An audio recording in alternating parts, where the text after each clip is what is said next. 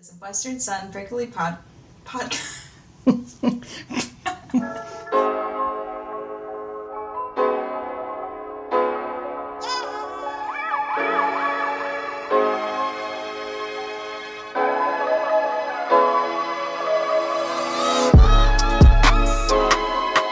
up, guys? My name is Kat, and I am the Liquor Fairy. Today I'm going to show you an easy way to make a Prickly Pear Paloma with just 2 ingredients.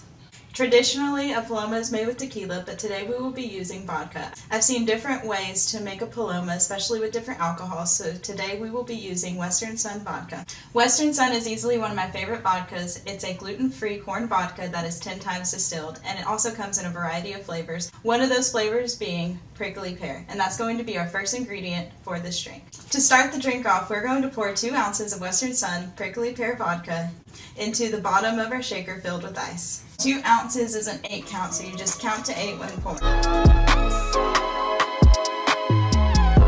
Once you have the vodka in the shaker, you can now add your second ingredient, which will be Owen's Craft Mixers in the flavor Grapefruit Lime. As much as I love making cocktails, I do enjoy a simple drink. So if you're like me and want to make a drink that doesn't involve multiple ingredients, Owen's Craft Mixers are a good option to use.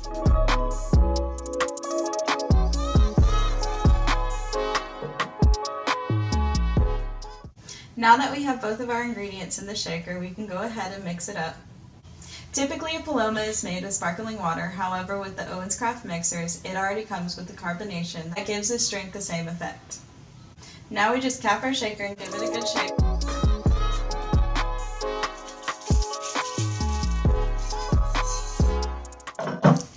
And it's ready to pour. Let's put our strainer on our shaker.